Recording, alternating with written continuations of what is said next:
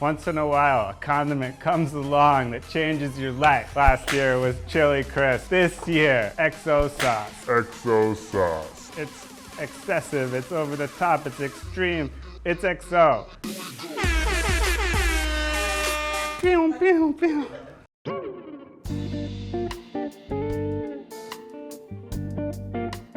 XO originated in Hong Kong in the 1980s. There's no cognac in the sauce, but it does get its name from cognac. Why is that?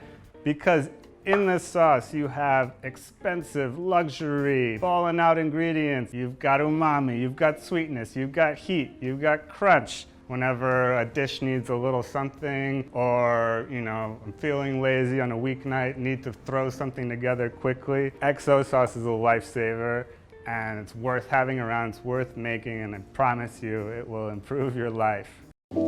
So the star ingredients of XO are the dried seafood for the sauce. We have dried shrimp and dried scallops, and they're really the backbone of flavor for the sauce. The sizes that work best for scallops, about medium size that are a little smaller than the size of a US nickel. For shrimp, I found the size that worked best were roughly the size of a quarter if they were perfectly round. The reason that you're using dried seafood for XO sauce is that their flavor is concentrated as they dry. One of these packs a lot more flavor than 4 or 5 fresh shrimp. So you have the dried seafood, and the next step is to rehydrate it. The fastest way to rehydrate the dried seafood is with boiling hot water. Have a good amount of water coming above the seafood because it will expand as it rehydrates. The second method is going with a cold water soak overnight, leaving them in your fridge. So these are dried shrimp and scallops that I hydrated yesterday. And you can see as they rehydrate, they expand a good amount. For the shrimp, you're gonna fully drain it, no water left.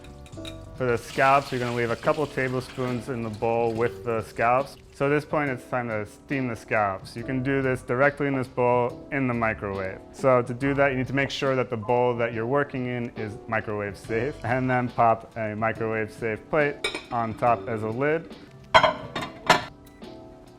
Checking if they're ready. Super soft, pinch them between your fingers, comes apart into these little strands. Back to the other kitchen. We're ready to process the seafood in our food processor, but before we do that, we can introduce the other cast of characters for XO sauce.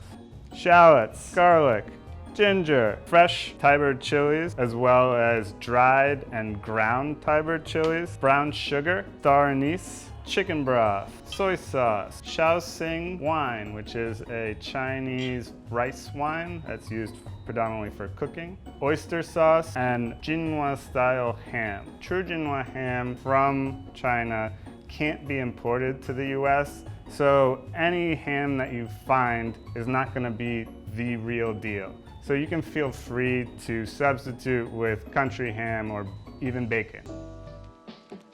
Back when I first started making this sauce in fine dining restaurants, I had to micro-brunoise, which cut into perfect tiny little dice for XO. You don't really need to do that. It will taste just as good processing it in a food processor as it will if you took 2 hours to perfectly cut all of the vegetables down. But you want to have them in roughly the same size, except for the more fibrous vegetables, which are the fresh Thai chilies and the ginger. And I cut those a little bit smaller than I do the shallots, which I just quartered, and the garlic cloves, which I leave whole. Of the ingredients that get cut down to a small size, the ham is the one ingredient that doesn't go into the food processor. It's best if you pop it in the freezer for 10 to 15 minutes to firm it up, and then it's much easier to cut by hand with a knife into a small dice. Start with the scallops, and they get pulsed about 7 times, just until they're broken into these strand-like pieces. For the XO, you want the strand-like filaments for the scallops, whereas for the shrimp, you want them to be a little more chopped up. So processing them separately, you're able to control the texture of each ingredient better.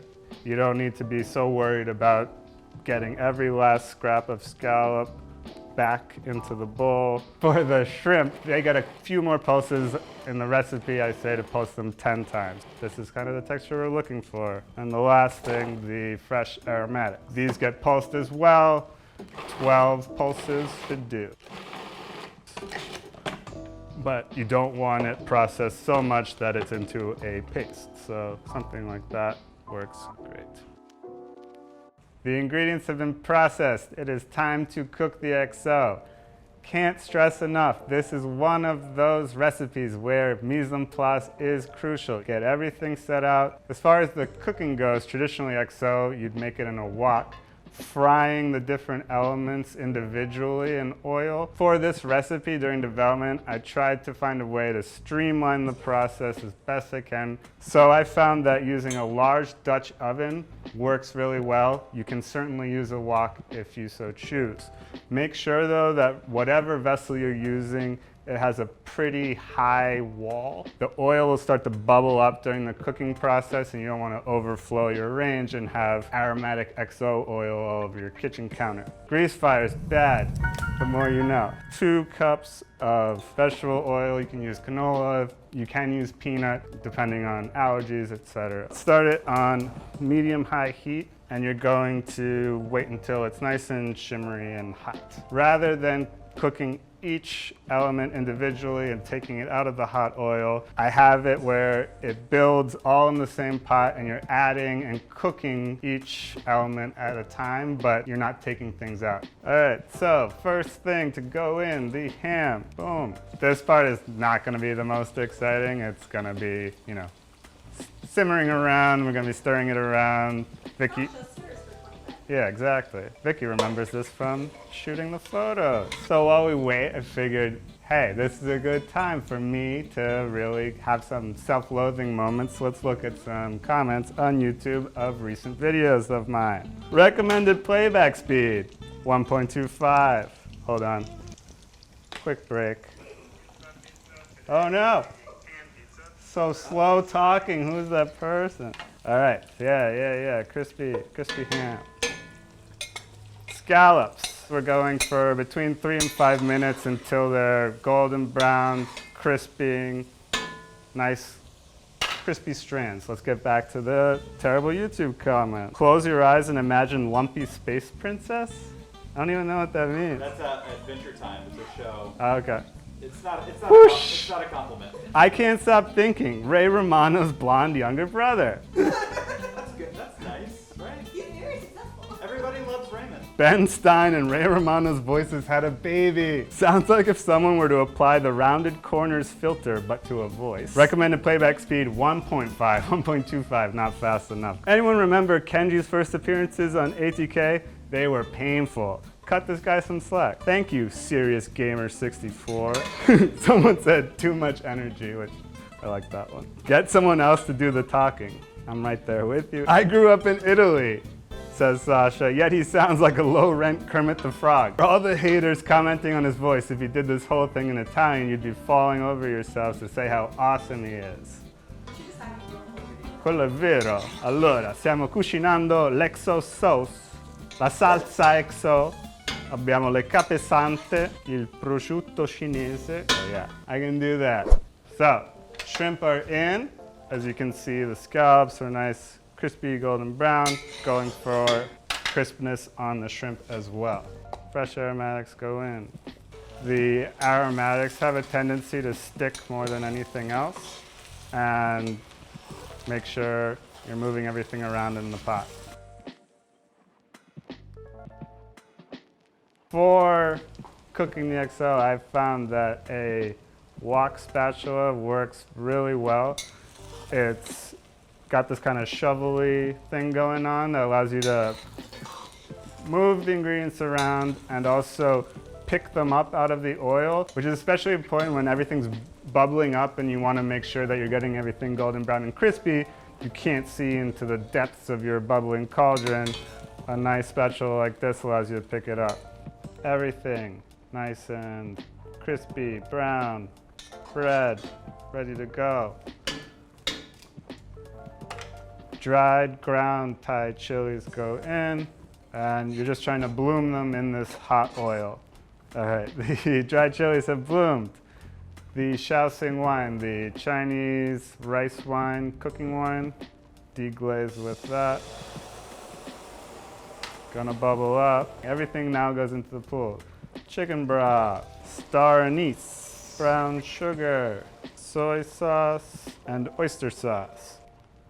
And it's just gonna simmer away now. What you're looking to do is meld all of the flavors together. You're adding ingredients that will help sort of cook down and soften the ingredients that were crisped up in the hot oil. And you want to get a nice, meldy, delicious condiment out of this. At this point, it's pretty much good to go. So you can just kill the heat. While I did volunteer to sacrifice my tongue to boiling hot cauldron oil of XO. Made a batch earlier, gonna taste that. Let this one cool out for a second.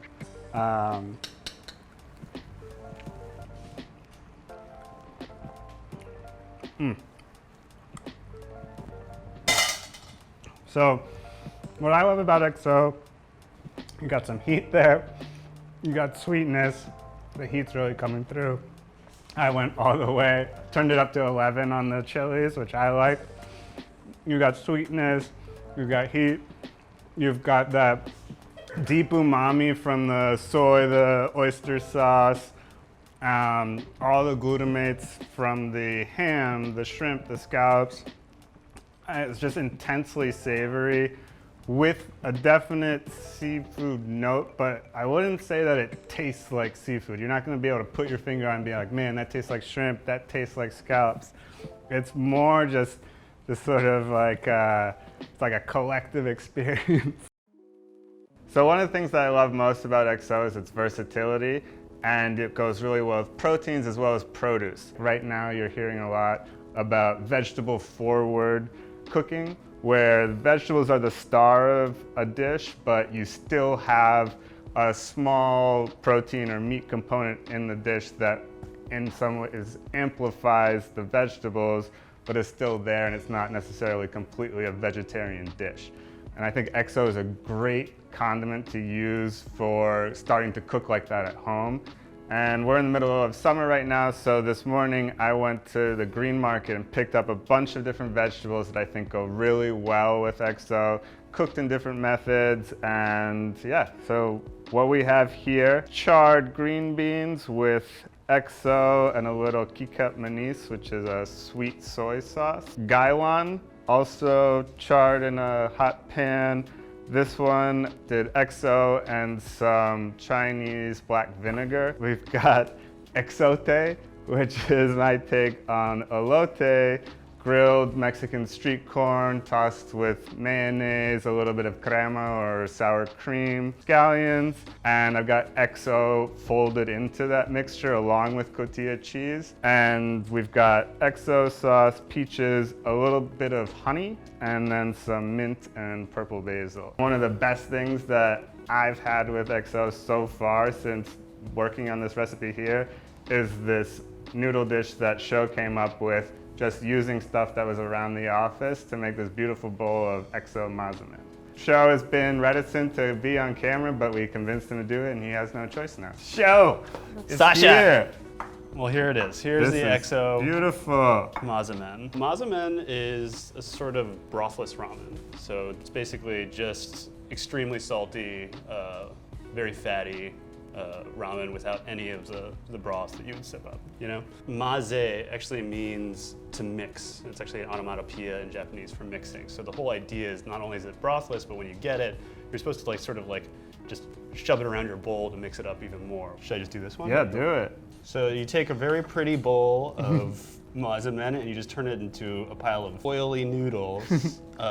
And for this one, I mean, the recipe online that we have, I use pork fat, but right now we have niboshi oil in the refrigerator, and niboshi is just dried infant sardines. Nice. So it's just like super fishy, which goes well with all of the seafood in the XO. And the oil that's in the XO too. Exactly. Yeah. I think this is like the one that really got me I mean, part of the reason why you like it is because you really like pasta, right? So people who really like pasta will like mazemen. The reason why I made this dish was because at the time that Sasha was making his first batches of XO, he did, I think, what was it, 1, 2, 3 iterations before this one? He did a lot of testing of XO, so we had a lot of XO around. And at the same time, we were doing the original noodle, how to make ramen noodles posts. Because I'm extremely cheap, I wanted to eat that for lunch every day, so. Say frugal.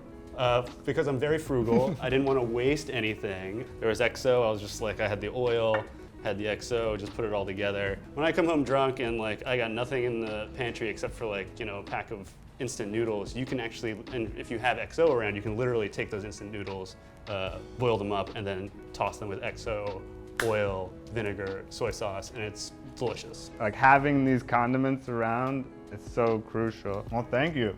That was a great lunch. So I'm pretty psyched about all this. Can I eat that? Yes, please. Can yeah. I also want you to try some exote. I don't want to do that on camera.